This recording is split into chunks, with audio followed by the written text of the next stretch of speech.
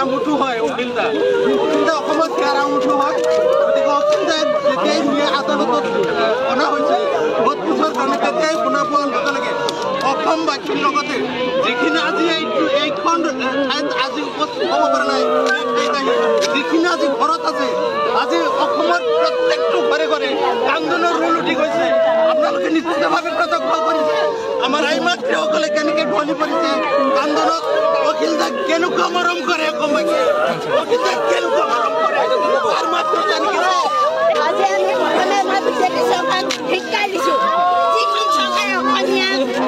জনগণৰ দুখীয়া জনগণৰ কথা ভাবিব নোৱাৰে সেইখন চৰকাৰে কেৱল ধন ধন ধন চিনি পায় আজি এই ন্যায় আদালতত আজি অখিল গগৈ পুনৰ তেওঁলোকে সাজৰি কৰিছে এবাৰ তেওঁ খাৰিজ কৰাৰ পাছত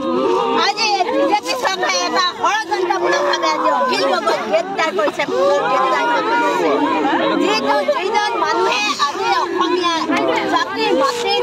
দুখীয়া মানুহৰ কথা ভাবি থাকে কৈ থাকে চিঞৰি থাকে আজি তেওঁ বিধায়ক দলৰ পৰা বিধায়ক হিচাপে জিকোৱাৰ পাছতো তেওঁ দুখীয়া মানুহৰ কাৰণে যি মাত মাতি থাকে তাৰ পৰা তেওঁ গতিয়াই উলিয়াই দিয়ে বিজেপি চৰকাৰৰ নেতৃত্বাধীন চৰকাৰখনৰ সেয়েহে তেওঁলোকে আজি ভাবিছে যে আগন্তুক নিৰ্বাচনৰ কাৰণে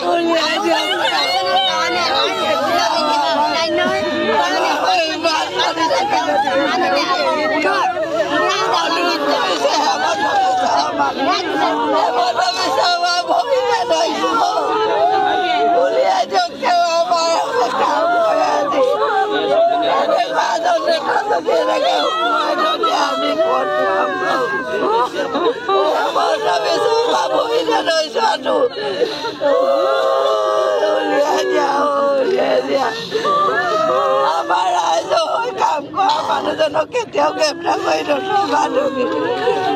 উলিয়াই দিয়া তোমাক মই হাতে ধৰিছো অনুৰোধ কৰিছো কাকতি কৰিছো তোমাক তুমি উলিয়াই দিয়া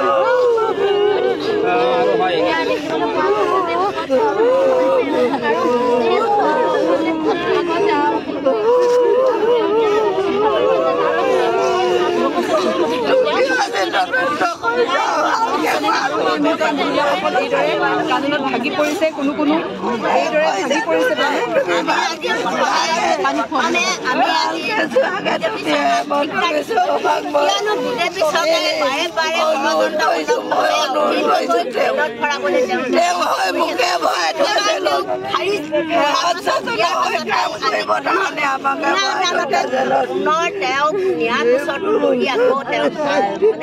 জেলত ভৰাবৰ কাৰণে চেষ্টা কৰিছে ইয়াৰ মূল কাৰণটো হ'ল অখিল গগৈ প্ৰত্যেকটো কথাৰ কাৰণে মাত মাতি থাকে জাতিৰ কথা মাত মাতি দুৰ্নীতিৰ ওপৰত মাত মাতি থাকে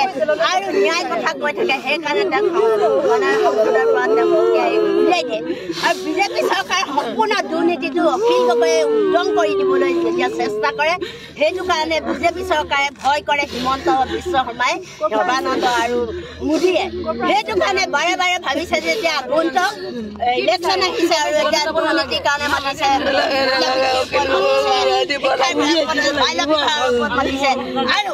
আৰু এতিয়া এটা কথা আমি অনুমান কৰিছিলোঁ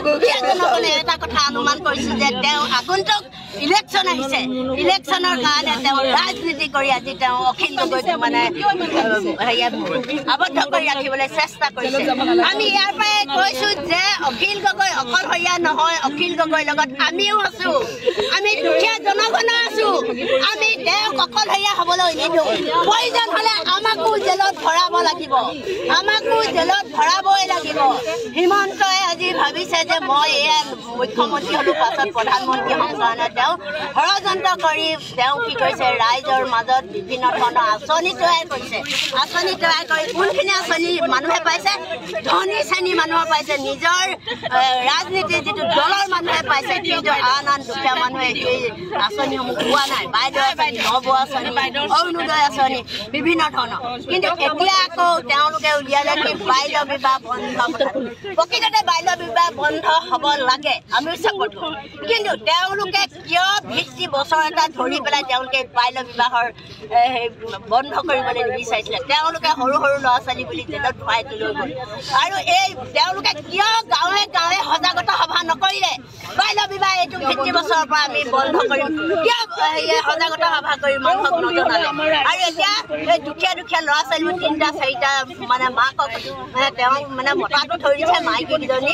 কি কৈছে ঘৰত ভাজি কাটি মৰি আছে তেওঁলোকক কোনে খুৱাব মতাকেইটা জেলত থব মাইকী ল'ৰা ছোৱালী পোৱালি কোনে খুৱাব এইটো হিমন্ত বিশ্ব শৰ্মাই ডাঙৰীয়াই নিজেই খুৱাব লাগিব হয় অনাথ আশ্ৰমলৈ নিয়ক নহয় তেওঁ ঘৰত নি ৰাখক আৰু এই ল'ৰা ছোৱালী পুহিবই লাগিব গতিকে হিমন্ত বিশ্ব শৰ্মাই আৰু কিমান দিন দেলালিলি কৰি তেওঁ থাকিব ৰাইজৰ মাজত আমি জনগণই কেতিয়াও তেওঁকো শান্তিৰে থাকিবলৈ নিদিওঁ